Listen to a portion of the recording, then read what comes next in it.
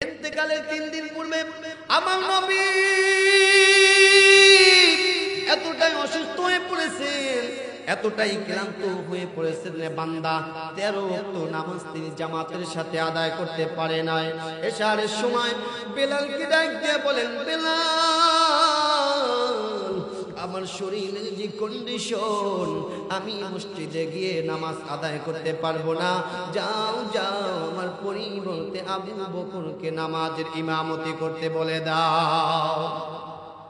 আল্লাহ নবী বেলালকে এই কথা বলার সঙ্গে সঙ্গে বেলাল চোখের পানি ছেড়ে দিয়া হাউমাউ করে কান্না করতেছে আর ডাক দিয়ে বলে, মালিক, বুঝতে পেরেছি বিশ্ব নবীর পিছনে মনে হয় আর আমি নামাজ আদায় করতে পারবো না। বেলাল রাদিয়াল্লাহু তাআলা আনহুর কাছে, এ যুবক অবিদ্য বাবা, জিয়া একটু কানটা লাগাও, দিলটা নরম করে দাও, নবীর প্রতি যদি মোহাব্বত থাকে দেখো তোমার চোখ থেকে পানি ঝরবে, অবশ্যই একটু দিলটা নরম করে দাও। এবার বেলাল রাদিয়াল্লাহু তাআলা আনহু আবু বকরের কাছে গিয়ে ডাক দিয়ে বলে, আবু বকর, বিশ্ব নবী আপনাকে ইমামতি করতে বলেছেন, বিশ্ব নবী নামাজের ইমামতি করতে আসতে পারবে না। এই কথা বলার পর সরকারে দু আলম নবী যখন নামাজে আসবে না, আবু বকর চোখের পানি ছেড়ে ছেড়ে কান্না করতেছে আর বুক ভাসাইয়া দিলেন চোখের পানি। আবু বকরের বড় ভয় হয়, যেখানে বিশ্ব নবী স্বয়ং নিজে ইমামতি করেছেন সেইখানে আবু বকর ইমামতি করবেন, বড় ভয় হয়। তারপরেও সাহস করে যখন বিশ্ব নবীর মুসল্লায় গিয়ে যখন নামাজ আদায় করেছেন, বিশ্ব নামাজের মধ্যে নবীজির কথা স্মরণ হইলে আবু বকরের চেতনা হারিয়ে যাওয়ার উপক্রম দেখা দিল। মুসল্লিগণ যখন দেখলো মেম্বারে আল্লাহর রাসূল নাই, তার পরিবর্তে আবু বকর নামাজ পড়াচ্ছেন, সারা মসজিদে যেন হাউমাউ শুরু হয়ে গেল, সারা মসজিদে যেন কিয়ামত শুরু হয়ে গেল। আল্লাহর নবী বিশ্ব নবী হুজরা শরীফের ভিতরে অচেতন অবস্থায় পড়েছিলেন।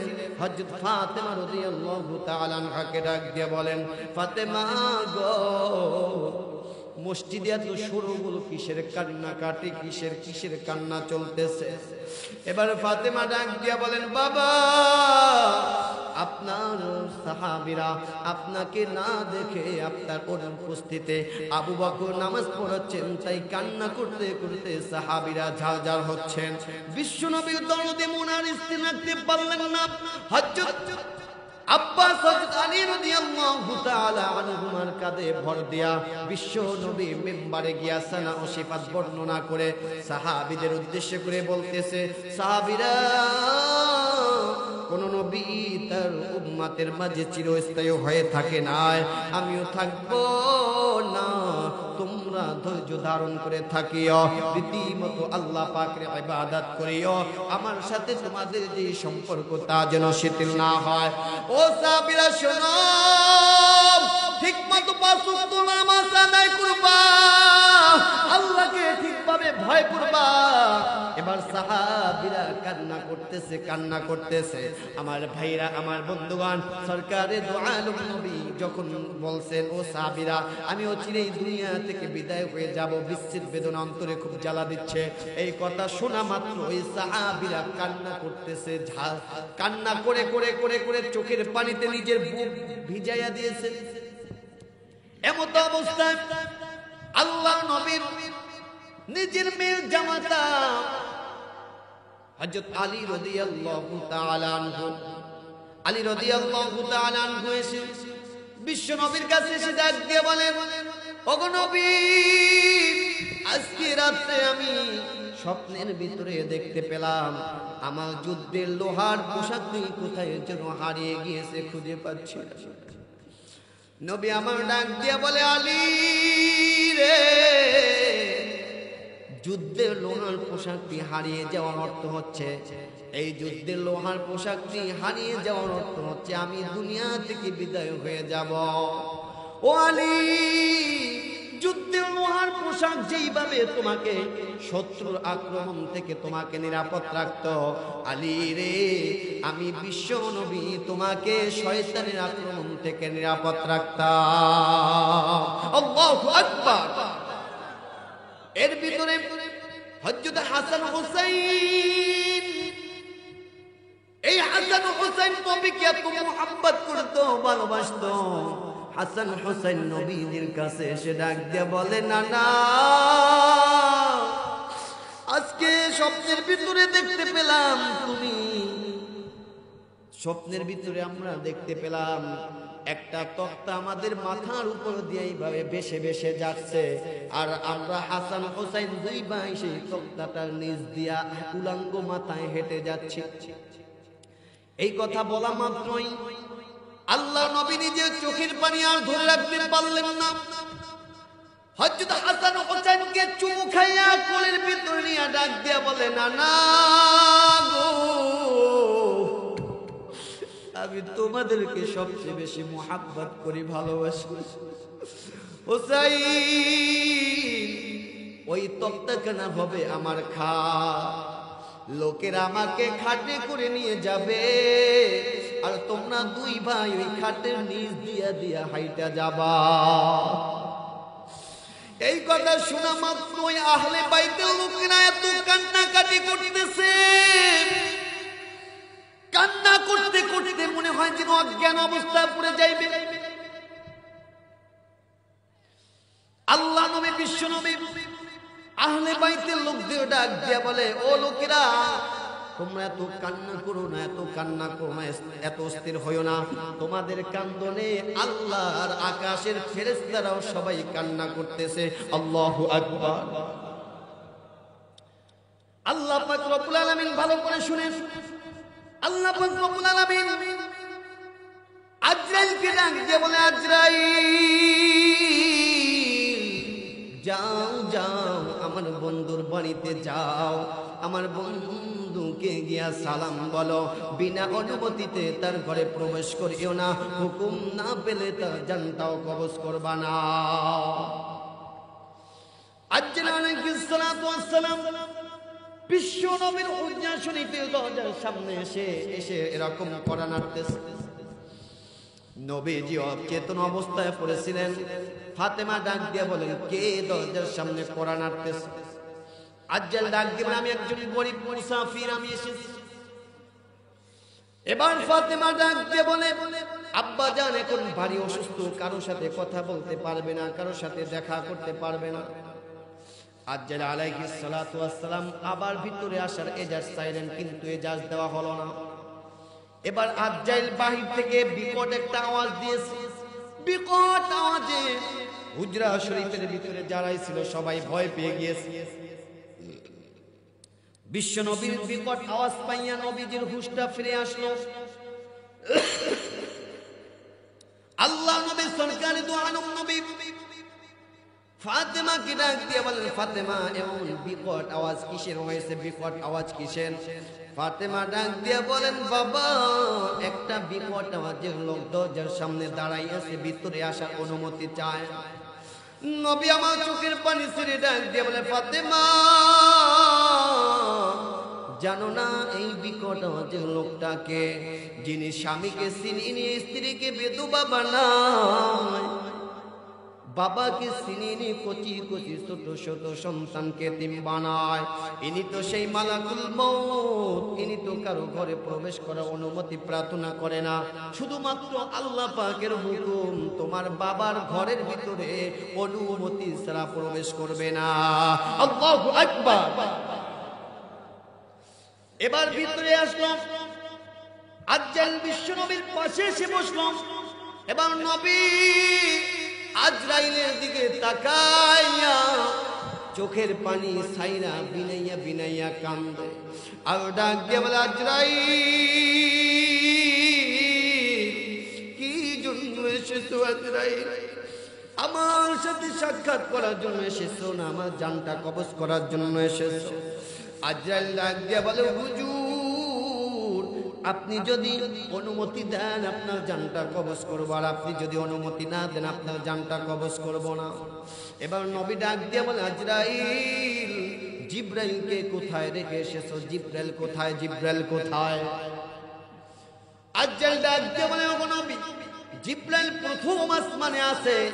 আপনার রূহ মুবারক গিয়া আল্লাহ পাকের নিকট গিয়া উপস্থিত হবেন, তাই আপনার উপযুক্ত অভ্যর্থনা ব্যবস্থার জন্য আল্লাহ পাক নির্দেশ দিয়েছেন, তাই আসতে দেরি হয়েছে।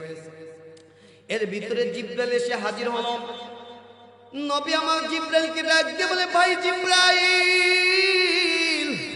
আমার এই জীবনের শেষ মুহূর্তে, অন্তিম মুহূর্তে তুমি আমাকে একা ফেলে রেখে কোথায় ছিলে গো জিব্রাইল? জিব্রাইল ডাক দিয়ে বলে, ওগো নবী, আজকে আপনার রূহ মুবারক আল্লাহ পাকের নিকট গিয়ে উপস্থিত হবে, তাই আপনার উপযুক্ত অভ্যর্থনা ব্যবস্থার জন্য আল্লাহ তাআলা নির্দেশ দিয়েছেন, তাই দেরি হয়েছে। হুজুর, আপনার খাতিরে আল্লাহ তাআলা জান্নাতের সব কয়টি দরজা খুলে দিয়েছেন। আল্লাহু আকবার। ও হুজুর, শুধু তাই নয়, আপনার খাতিরে আল্লাহ তাআলা জাহান্নামের সব কয়টি দরজা বন্ধ করে দিয়েছে। নবী আমার ডাক দিয়ে বলে, আজরাইল, এইগুলাতে আমার সান্ত্বনা আসে না, আমাকে অন্য কিছু শোনা। এবার জিব্রাইল ডাক দিয়ে বলে, হুজুর, আল্লাহ পাক রব্বুল আলামিন আপনার ইজ্জত সম্মান এত দান করেছেন, আজ আপনার রূহ মুবারক আল্লাহ পাকের নিকট গিয়ে উপস্থিত হবেন, তাই আপনার উপযুক্ত অভ্যর্থনা ব্যবস্থার জন্য আল্লাহ পাক রব্বুল আলামিন জান্নাত সাজাইছেন, জাহান্নামের দরজা বন্ধ করে দিয়েছেন। শুধু তাই নয়, পয়গম্বর ঈসা নবী থেকে শুরু করে আদম নবী পর্যন্ত সমস্ত নবীরা আপনার দিদারের অপেক্ষায় দাঁড়িয়ে আছে।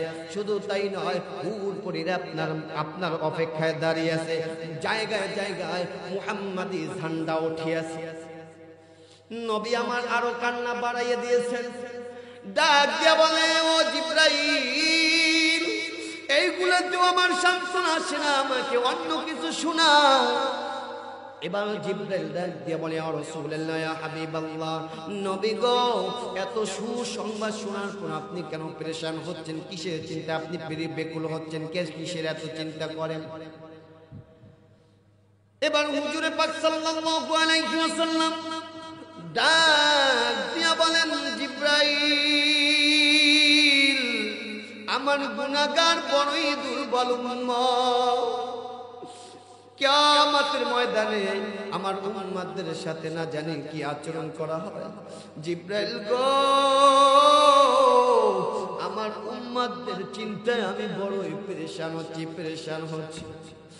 আল্লাহ পাক রব্বুল আলামিন ডাক দিয়ে বলেন, জিব্রাইল, আমার বন্ধুর কোনো চিন্তা নাই, আমার বন্ধুর কোনো টেনশন নাই, আমার বন্ধুকে জানিয়ে দাও, আমার বন্ধুর কোনো উম্মত জীবনের শেষ মুহূর্তে একটাবার যদি শুধু জীবনের গুনাহের কথা স্মরণ করিয়া দুইটা ফোঁটা চোখের পানি ফালাইয়া মৃত্যুর পূর্বে যদি কান্না করে, আমি মালিক দয়া করিয়া মায়া করিয়া ওই বান্দার জীবনের সমস্ত গুনাহ খাতাগুলো ধুইয়া মুছিয়া পাক পবিত্র বানাইয়া জান্নাতি কোলে তুলে নিব। আওয়াজটা জোরে হয় না, যেভাবে হওয়ার কথা হয় না। নবীজি সারাটা জীবন আপনার জন্য যত কষ্ট করেছে, সারাটা জীবন কান্না করেছে, মৃত্যুর পূর্ব পর্যন্ত আপনাকে ভুলে না। আর আপনি নবীকে না ভুলা জীবনটা মোবাইলের পিছনেই খালি ঠেলতেছেন। কথা বলেন, হ্যাঁ? মোবাইলে দুনিয়াটা খাইছে না? এই মোবাইলে রাত্র ছোট বানাই হেলাইছে, দিনকে ছোট বানাই হেলাইছে, সপ্তাহ ছোট বানাইছে, মাস ছোট বানাই ফেলাইছে। কথা কয় না?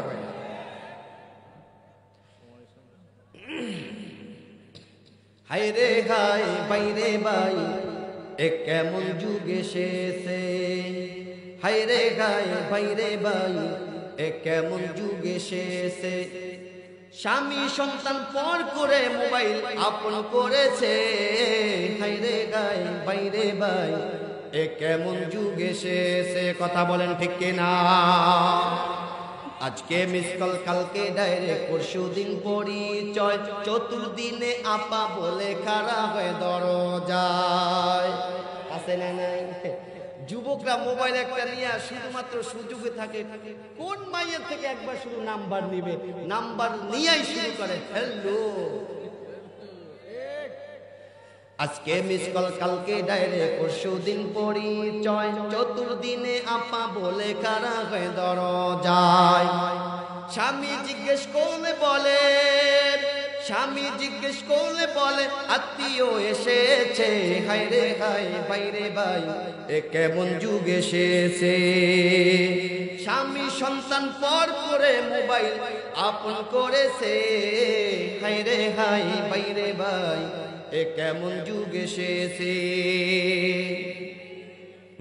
এখন মা বোনেরা দেখবেন 3টে আর 4টার মা এরপর মোবাইলে প্রেম কইরা আর এক দুষ্কিল লগে পালাইয়ে যায় কথা বলেন ঠিক কিনা স্বামীর চাইতে দেখতে খারাপ ওটা হিরুনসির মতো লাগে এরপর ওইটা লইয়ে আসতে পিছনের দরজা লইয়ে ভাগে কথা কয় ঠিক মতো আহাল জুটে না দামি ফোন তার হাতে নগ্ন সিনেমা আর ফোন চ্যাট করে ঘুমায় অনেক রাতে ঠিক মতো আহাল জুটে না দামি ফোন তার হাতে নগ্ন সিনেমা আর ফোন সেট করে ঘুমায় অনেক রাতে আছে না নাই দেখবেন ঠিক মতো খাবার পায় না ঠিক মতো আহার জুটে না অথচ দামি ফোন একটা চালায় অ্যান্ড্রয়েড আছে না এজন্য বলে জামানা মোবাইলে খাইছে জামানা মোবাইলে খাইছে অল্প বয়সের পোলা মাইয়া প্রেমে জড়াইছে জামানা মোবাইলে খাইছে জামানা মোবাইলে খাইছে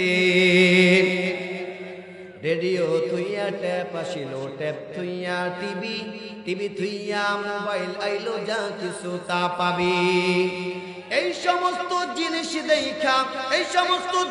দেখা নেশায় জড়াইছে জামানা মোবাইলে খাইছে জামানা মোবাইলে খাইছে অল্প বয়সের পোলা মাইয়া প্রেমে জড়াইছে জামানা মোবাইলে খাইছে জামানা মোবাইলে খাইছে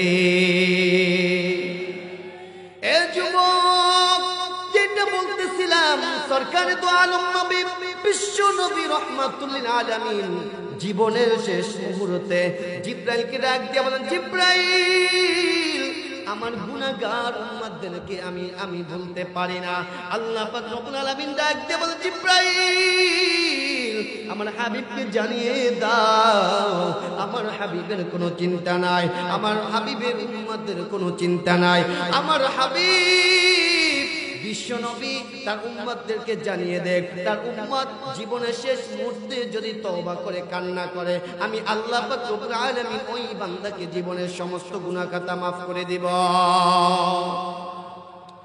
নবী আবার এবার ডাক দিয়ে বলতেছে জিব্রাইল আন আলতাবা কলবি এখন আমার কলব ঠান্ডা হয়েছে অন্তর ঠান্ডা হয়েছে আজরাইল তুমি তোমার হুকুম পালন করো আমার আল্লাহ তাআলার সাথে আমাকে মোলাকাত করার সুযোগ করে দাও এ যুবক ভাইরা ভালো করে শুনো আজ্জাল আলাইহিস সালাতু ওয়াস সালাম বিশ্ব নবীর জানটা কবজ করবেন প্রস্তুতি নিচ্ছেন শুধুমাত্র হাতটা নবীজির সিনা মোবারকের উপরে রাখছেন রাখার সঙ্গে সঙ্গে আমার নবী ঘামে কপালটা ভিজে গিয়েছে চেহারাটা মলিন হয়ে গিয়েছে চেহারাটা একবার লাল বর্ণ একবার হলুদ বর্ণ ধারণ করল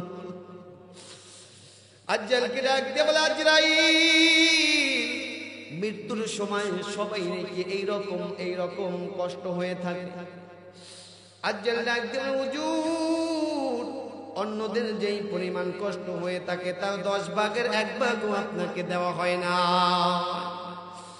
নবী আমার চোখের পানি ফেলাইয়া ডাক দিয়ে বলে আজরাইল আমার গুনাহগার উম্মতদের না জানি কতই কষ্ট দেওয়া হয় ও জিব্রাইল ও আজরাইল আমার গুনাহগার উম্মতদের জান কবজ করার জন্য যেই পরিমাণ কষ্ট তুমি তাদেরকে দিতে চাও সমস্ত কষ্ট আমি বিশ্ব নবীকে দিয়ে দাও আল্লাহু আকবার নারায়ে তাকবীর নারায়ে তাকবীর আমার ভাইরা এবার আজ্জাল আলাইহিস সালাতু ওয়াস সালাম বিশ্ব নবী জানটা কবজ করলেন নবীজি দুনিয়া থেকে বিদায় হয়ে গিয়েছেন ভালো করে শুনুন সাহাবীরা নবীজির মৃত্যু সংবাদ শুনে মনে হয় যেন হাসরের ময়দান পুরা মদিনায় কায়েম হয়ে গিয়েছে সাহাবীরা কান্না করতেছে আর হাউমাউ করে কান্দে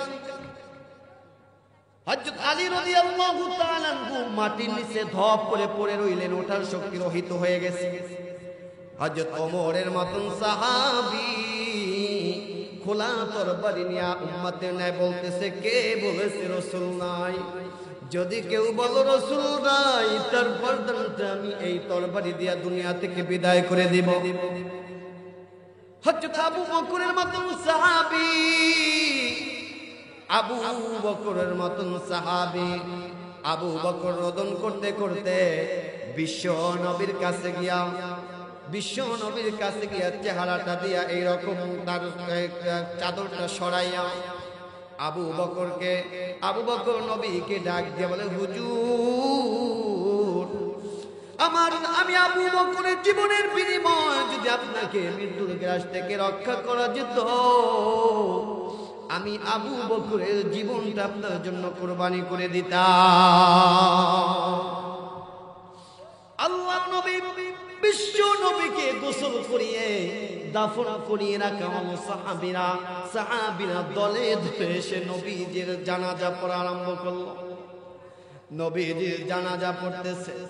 আমার ভাইরা, আমার বন্ধুগণ, বুধবার দিন বিশ্ব নবী সরকারে দু আলম নবীকে দাফন কাফন সম্পন্ন করা হলো। এ যুবক ও বিদ্যু বাবাজিরা, আল্লাহ নবীর সাহাবী হযরত বেলাল রাদিয়াল্লাহু তাআলা আনহু, এই যুবক ভালো করে আশেকে রাসূল কারে কয়? আশেকে রাসূল ছিল। আসল আশেকে রাসূল বেলাল। কথা বলেন ঠিক কিনা? বেলাল ছিল আসল আশেকে রাসূল, আর আমরা হইছি আশেকে জিলাপি, আশেকে রসগোল্লা, আশেকে খিচুড়ি। কথা বলেন ঠিক কিনা? আমাদের দেশের কিছু আশেকে রাসূল আছে, এরা মাজারে গিয়া গান গায়, কয় আল্লাহর দর নবীরে দিয়া, আল্লাহ গেছেন গায়েব হইয়া, নবীর দন খাজারে দিয়া, নবী গেছেন খালি হইয়া, খাজায় নবীর দন পাইয়া বইসা রইছে আজমিরে, কেউ ফিরে না খালি হাতে, বাবার তোর দরবারে টুনটুনাটুন। আছে না নাই? অত বলা উচিত ছিল, আল্লাহ তোমার দরবারে কেউ ফিরে না খালি হাতে, আর বাবা তোমার দরবারে মাটির হাড়ি লইয়া দৌড়াদৌড়ি করে, একটু যদি খিচুড়ি কম পড়ে কিলা কিলের ধম পড়ে। কথা বলেন ঠিক কিনা? এ নবীর আসে, নবীর প্রেমে পাগল হও সাহাবায়ে কেরামদের নমুনায়। সাহাবায়ে কেরামদের নমুনায় যদি নবীর জন্য পাগল হতে পারো গো, আল্লাহ পাক রব্বুল আলামিন তোমার জন্য জান্নাতুল ফিরদাউস ওয়াজিব করে দিবেন। জোরে বলে সুবহানাল্লাহ। বেলাল রাদিয়াল্লাহু তাআলা কেমন আশিকে রাসূল ছিলেন ভালো করে শুনে নাও। বেলাল যখন শুনছেন আল্লাহর নবী সরকারে দু আলম নবী দুনিয়া থেকে বিদায় হয়ে গিয়েছেন, শোনা মাত্রই বেলাল অজ্ঞান অবস্থায় পড়েছিলেন, ওঠার শক্তি রহিত হয়ে গেছে, আর কোনো হুঁশ নাই। কান্না করে আর ডাক দিয়ে বলে, হুজুর, আমি কালো বেলাল, হাফসি বেলাল, আমার কোনো দাম নাই, আমার কোনো ইজ্জত ছিল না, দাম ছিল না। ওগো রাসূল, আপনার সোহবতে আসার কারণে, ঈমান গ্রহণ করার কারণে আপনি আমাকে এত উচ্চ মাকাম দান করে দিয়েছেন, জমানার শ্রেষ্ঠ মুয়াজ্জিন বানিয়ে দিয়েছেন। জোরে বলি আল্লাহু আকবার।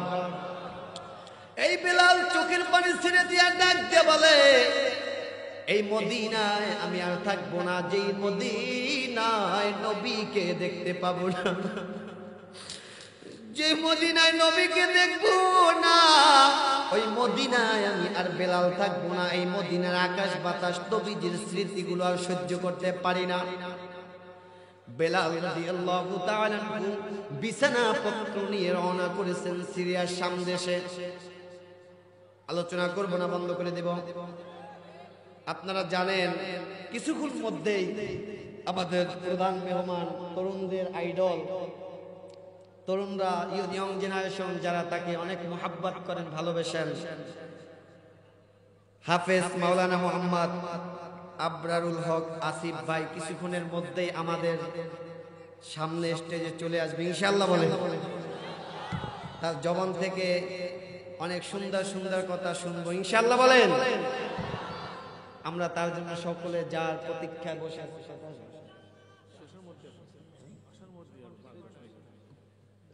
একটু জিকির করে লা ইলাহা লা ইলাহা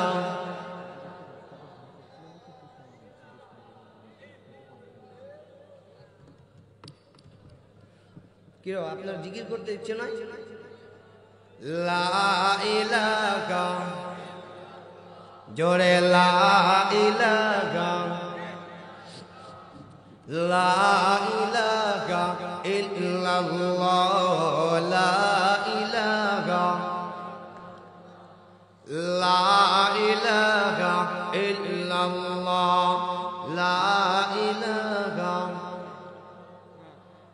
লা ইলাহা বহু দূরে মদিনা কেমনে যাব জানি না। আমার সাথে একটু বলতে পারবেন?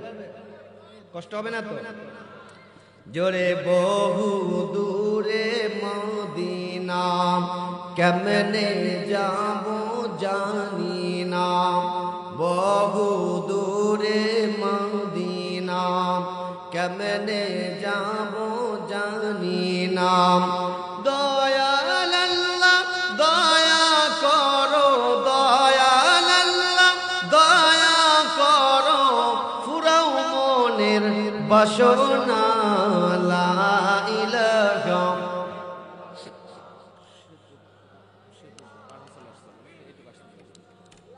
লা ইলাহা ইল্লাল্লাহ লা ইলাহা লা ইলাহা ইল্লাল্লাহ মুহাম্মাদুর রাসূলুল্লাহ। যুবক ভাইরা ভালো করে শুনে নাও, বেলালের কথা বলতেছিলাম। বেলাল রাদিয়াল্লাহু তাআলা আনহু চোখের পানি ছেড়ে দিয়া কান্না করতেছে, বিছানা পত্র নিয়ে রওনা করেছে সিরিয়া শাম দেশে। আর ডাক দিয়া বলে, ও মদিনাবাসী, যেই চোখ দিয়ে আমার দিনের নবীকে দেখতে পাবো না, সেই মদিনায় আমি থাকতে পারবো না। আমি চলে গেলাম সিরিয়া শাম দেশে। বেলাল চলে গেল মদিনা ছেড়ে। আল্লাহর নবী দুনিয়া থেকে বিদায় হয়ে যাওয়ার পরে আবু বকর খেলাফতের আসনে বসছে। আবু বকর দুনিয়া থেকে বিদায় হয়ে গিয়েছেন। এবার হযরত ওমর ফারুক রাদিয়াল্লাহু তাআলা আনহু খেলাফতের আসনে বসছেন। এবার ওমর ফারুক বেলালের কাছে চিঠি লিখছেন, বেলাল, বিশ্ব নবী দুনিয়া থেকে বিদায় হয়ে গিয়েছেন, আবু বকর দুনিয়া থেকে বিদায় হয়ে গেছেন। বেলাল, তুমি কেমনে মদিনাকে ছেড়ে সিরিয়ার শাম দেশে পড়ে রইলাম? মদিনার জন্য কি তোমার একটু দয়া হয় না, মায়া হয় না? হযরত বেলাল পত্র পড়লেন, চোখের পানি ছেড়ে ছেড়ে কান্না করতেছে। আমার ভাইরা, আমার বন্ধুগণ, রাত্রবেলা যখন ঘুমিয়ে গেছেন, রাত্রবেলা ঘুমানোর সঙ্গে সঙ্গে নবী রাহমাতুল লিল আলামিন বেলালের কাছে শব্দের যুগে এসে ডাক দিয়ে বলে, বেলাল, কেমনে তুমি আমি মদিনাকে ভুলে রইলাম? কেমনে আমি মদিনাকে ভুলে রইলাম? ওইখানে তোমার কি মনটা চায় না মদিনায় ফিরে আসার জন্য? এবার বেলাল বিশ্ব নবীর কথা মোতাবেক রওনা করেছেন, আবার মদিনায় আসবেন। এবার মদিনায় আসার পরে মদিনায় যখন বেলাল চলে আসলো, বেলালেরকে দেখার পরে সবার ভিতরে একটা মনে হয় যেন আনন্দ, উল্লাস, উত্তেজনা ফিরে আসলো। বেলালকে ডাক দিয়ে বলে, বেলাল, নবীজি দুনিয়াতে যতদিন জীবিত ছিল ততদিন তোমার কণ্ঠের আজান বাজতো। নবীজি দুনিয়া থেকে বিদায় হয়ে যাওয়ার পর আজও পর্যন্ত তোমার কণ্ঠের আওয়াজ শুনতে পারি নাই। ও বেলাল, মেহেরবানি করে আজকে তুমি একটু আজান দাও। তোমার আজান শুনতে পারলে আমাদের অন্তরের ভিতরে একটু তৃপ্তি আসবে, মনে করবো নবীজি আমাদের মাঝে বেঁচে আছে। বেলাল চোখের পানি ছেড়ে দিয়ে ডাক দিয়ে বলে, ও লোকেরা, জ্বলন্ত আঙ্গারে আর ফুঁক দিও না, আগুন জ্বালাইও না। কে বুঝিবে আমার আজানের কদর? যিনি বুঝতেন সেই সরকার দু আলম নবী তো আর দুনিয়াতে নাই। হাসান হুসাইন ডাক দিয়ে বলে, বিলাল আপনি একটু আজান দেন। আমরা অনুরোধ করলাম। হাসান হুসাইনের অনুরোধ আর উপেক্ষা করতে না পেরে বিলাল রাদিয়াল্লাহু তাআলা আনহু মিনারায় উঠে আজান দেওয়া শুরু করলো। এ যুবক ভাইরা শোনো, এবার বিলাল যখন মিনারায় উঠে আশহাদু আন্না মুহাম্মাদার রাসূলুল্লাহ, আশহাদু আন্না মুহাম্মাদার রাসূলুল্লাহ,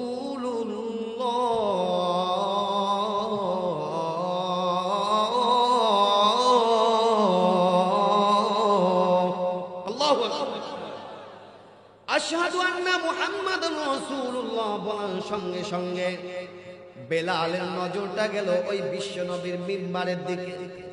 বেলাল তাকাইয়ে দেখে ওই মিম্বার খালি জায়গা, সারাটা জীবন যেখানে নবীজি বসা ছিল। আজান দেওয়ার সঙ্গে সঙ্গে বেলাল মিনারার দিকে তাকাইয়ে দেখে খালি জায়গা। ওই খালি জায়গা দেখা আর বেলাল স্থির থাকতে পারলেন না, সঙ্গে সঙ্গে মিনারা থেকে বেহুশ হয়ে ওখান থেকে পড়ে গিয়েছে। আল্লাহু আকবার বলেন।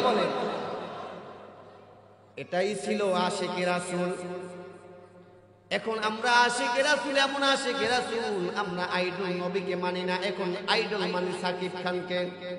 কথা কয় না? এখন আইডল মানি ওই মেসিকে। সরকারে দু আলম নবী বিশ্ব নবী বলেছেন, আল মারউ মা মান আহাব্বা, যার সাথে যার মোহাব্বত তার সাথে তার কিয়ামত। এ যুবক, ও বৃদ্ধ বাবাজিরা, ও পর্দার আড়ালের মা, যার সাথে যার মোহাব্বত হবে তার সাথে তার কিয়ামত হবে। এ যুবক, তোমার মোহাব্বত যদি মেসির সাথে হয় কিয়ামতের দিন তুমি কিন্তু মেসির সাথে উঠবা। তোমার মোহাব্বত যদি সাকিব খানের সাথে হয় কিয়ামতের দিন তুমি কিন্তু সাকিব খানের সাথে উঠবা। এ যুবক, তোমার মোহাব্বত যদি ওই পরিমণি লুচ্চির সাথে যদি হয়, তোমার কিন্তু ওই হাসরের ময়দানে ওই লুচ্চির সাথে ওঠা লাগবে। এই জন্য যুবক, অনুরোধ করে যাই গো ভাই, এমন একজন বন্ধু পাতাও যার সাথে তুমি চললে কিয়ামতের স্মরণ হয়, জাহান্নামের ভয় হয়, জান্নাত স্মরণ হয়। এমন একজন বন্ধু দুনিয়াতে দরকার আছে না নাই? এ যুবক, এই জীবনটা কিন্তু বেশি দিনের নয়, অল্প কয়েকদিনের জীবন। আজ আছো, আগামীকাল তুমি দুনিয়া থেকে বিদায় নিলে তোমার আমার 24 ঘন্টা হয়ে যাবে। এ যুবক, আসার কিন্তু একটা সিরিয়াল আছে, যাবার কিন্তু কোনো সিরিয়াল নাই। আসার সময় আগে দাদা আসে, তারপরে বাবা আসে, তারপরে তুমি সন্তান। যুবক, যাবার সময় দাদার সামনে নাতি দুনিয়া থেকে বিদায় হয়ে যায়, বাবার সামনে সন্তান দুনিয়া থেকে বিদায় হয়ে যায়। এ যুবক, আজকের মাহফিলটা যদি তোমার আমার জীবনের শেষ মাহফিল হয়, আজকের এই মোনাজাতটা যদি তোমার আমার জীবনের শেষ মোনাজাত হয়, আজকের এই রাতটা যদি তোমার আমার জীবনের শেষ রাত হয়, একটা বারের জন্য তুমি হিসাবটা মিলাও, ওই কবর বাড়িতে গিয়া তুমি কি জবাবটা দিবা? এ যুবক, তুমি স্কুলে পড়ো ভালো কথা, তোমার স্কুলেও তো দিনদার ইমানদার মুত্তাকিন আল্লাহওয়ালা শিক্ষক আছে, আছে না নাই? এ যুবক, তুমি মাদ্রাসায় পড়ো ভালো কথা, তোমার মাদ্রাসায় তো দিনদার ইমানদার আল্লাহওয়ালা শিক্ষক আছে। এ যুবক, তুমি যদি স্কুলে পড়ো, তোমার শিক্ষক যদি দাড়িওয়ালা হইতে পারে, তুমি কেন পারবা না? যুবক, তুমি মাদ্রাসায় পড়ো, তোমার মাদ্রাসার বন্ধু যদি দাড়িওয়ালা হইতে পারে, নামাজি হইতে পারে, তুমি কেন পারবা না? যদি তুমি আজ যদি পরিবর্তন না হও, ও যুবক ভাই, কিয়ামতের ময়দানে কি জবাবটা দিবা? এ যুবক, এই যৌবনকালটা কিন্তু তোমার কাছে আমানত। কিয়ামতের ময়দানে, হাসরের ময়দানে যতক্ষণ পর্যন্ত তুমি 5টা প্রশ্নের জবাব দিতে না পারবা, ততক্ষণ পর্যন্ত তুমি আল্লাহর আদালতে পায়ের গোড়ালি এক স্থান থেকে অপর স্থানে নাড়াইতে পারবা না। সরকারে দু আলম নবী বলেছেন, লা ইয়াজালু কদামা ইবনু আদম হাত্তা ইউসালা আন খামসিন আন উমরিহি ফীমা আফনা ওয়া আন শাবাবিহি ফীনা আবলা ওয়া আম মালিহি মিন আইনা ইকতাসাবা ওয়া ফীমা আনফাকা ওয়া মাযা আমিলা বিমা আলিমা। আল্লাহর নবী সরকারি দু আলম নবী বলেছেন, কিয়ামতের ময়দানে যতক্ষণ পর্যন্ত বান্দা হাসরের ময়দানে 5টা প্রশ্নের জবাব দিতে না পারবা, ততক্ষণ পর্যন্ত পায়ের গোড়ালি এক স্থান থেকে অপর স্থানে নাড়াইতে পারবা না। তার ভিতরে 1 নাম্বার প্রশ্ন হচ্ছে, বান্দা তোমার যৌবনকালটা তুমি কোন কাজে ব্যয় করেছ? যুবক, তোমার গ্রামে তো এমনও যুবক আছে 5 ওয়াক্ত নামাজ পড়ে, আছে না নাই? তোমার গ্রামে তোমার বাড়ির মধ্যে এমন যুবক আছে 5 ওয়াক্ত নামাজ পড়ে, রোজা রাখে, পর্দা করে, বেপরদায় চলে না, বেগানা নারীর সাথে চলে না, আছে না নাই? যুবক, তুমি কেন পারো না রে যুবক? মনে করো তুমি কপাল পোড়া, এই জন্য আজকে যুবকদের মধ্যে থেকে ওয়াদা করাইব, কোন যুবক পারবা 5 ওয়াক্ত নামাজ আদায় করবা? যুবক শোনো, আল্লাহর নবী সরকারে দু আলম নবী বলেছেন, কোন বান্দা যদি 5 ওয়াক্ত নামাজ জামাতের সাথে আদায় করে গো, আমি আল্লাহ পাক রব্বুল আলামিন ওই বান্দার আমলনামায় 50 ওয়াক্ত নামাজের সওয়াব দান করে দিব। আল্লাহ নবী, মায়ের নবী যেদিনকে মেরাজে যায়, মেরাজে যাওয়ার পরে জান্নাত ভ্রমণ করেছে, জাহান্নাম ভ্রমণ করেছে, আল্লাহর নবীকে আল্লাহ তাআলা 50 ওয়াক্ত নামাজ দিয়েছেন। এবার আল্লাহর নবী দুনিয়াতে আসার সময় মুসা নবীর সাথে সাক্ষাৎ, মুসা নবী ডাক দিয়ে বলে, ওগো নবী, আপনাকে আল্লাহ কি দিয়েছেন? বলে 50 ওয়াক্ত নামাজ দিয়েছেন। মুসা নবী ডাক দিয়ে বলেন, ওগো নবী, আপনার উম্মত এই 50 ওয়াক্ত নামাজ আদায় করতে পারবে না, জান কমাইয়া নিয়ে আসেন। কমাইতে কমাইতে 5 ওয়াক্ত নিয়ে এসেছেন। নবীজির মনটা খারাপ হয়ে গেল, নবীজির চেহারাটা মলিন হয়ে গেল।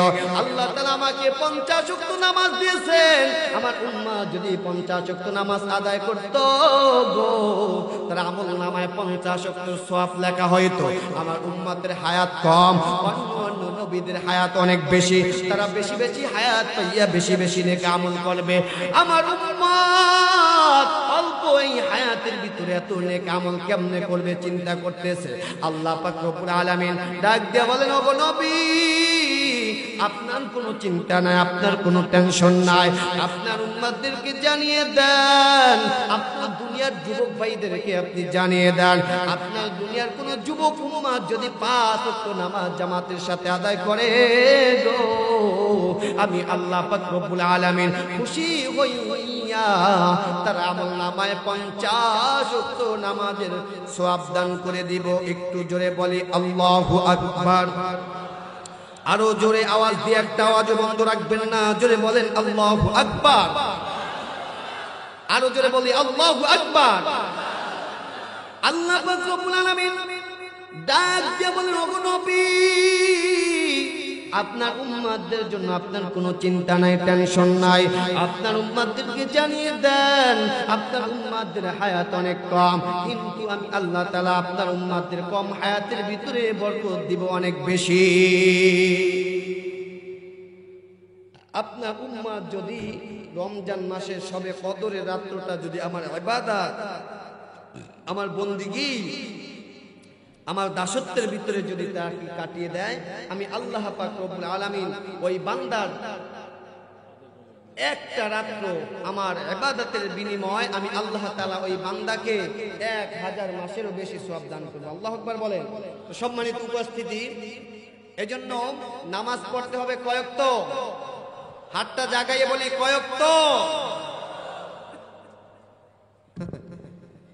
ওই যে ওইভাবে নামাজ পড়লে হইতো না। ওই যে এক বৃদ্ধা বাবা দুধের হাড়ি আছে না, দুধের হাড়ি পাশে থুইয়া নামাজ পড়া শুরু করছে। তো বিলই পাইতে ঘোরে আর কোন সময় মুখ দিমু, কোন সময় মুখ দিমু। হঠাৎ করে যখন আল্লাহু আকবার নিয়ত করছে, বিলয় কায় এইবার সুযোগ পাইছে। নামাজেও নিয়ত করছে, বিলয়ও ওই দুধের ডিব্বার ভিতরে মুখ দিছে। বেচারা তাকাই দেখতেছে, বিলয় কিন্তু দুধ খাইতে আছে। চিন্তা করতেছে, আল্লাহ বিলয় কেমনে তাড়ায়। সূরাটা যদি একটু জোরে হইতো, আসরের নামাজ তো আস্তে সূরাটা যদি একটু জোরে হইতো, তাহলে এমন জোরে সূরা পড়তাম বিলয় দৌড় দিত। কি করা যায়? এখন বান্দা যখন রুকুতে গেছে, রুকুতে যাওয়ার পরে রুকুতে ওঠার সময় সামিয়া আল্লাহু লিমান হামিদা এমন জোরে হামিদা কইছে নামাজ থুইয়া বিলই আইজো দৌড় কাইলো ভাই এমন নামাজ পড়লে হইব কথা বলেন হ্যাঁ 5 ওয়াক্ত নামাজ বিদ্যা বাবাজিরা 5 ওয়াক্ত নামাজ সঠিকভাবে আদায় করতে হবে এবং সঠিক টাইমে আসছে